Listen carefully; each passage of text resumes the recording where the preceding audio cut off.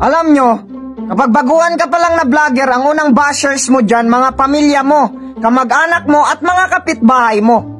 Hindi mo sila makikita na magla-like sa video mo kasi nahihiya sila sa ginagawa mo.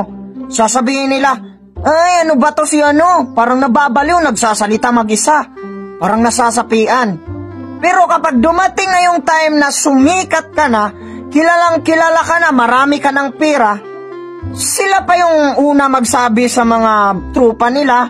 Kahit hindi naman tinatanong, sasabihin nila na, yan si ano, kamag-anak ko yan, kapitbahay ko yan.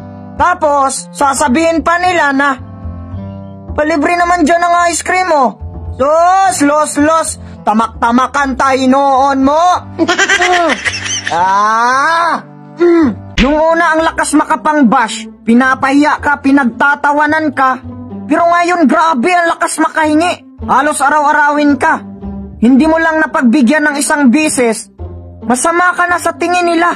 Sila pa yung galit. Lami-agid nyo tamak-tamakan. Ay, na! Tamak-tamakan ta mo.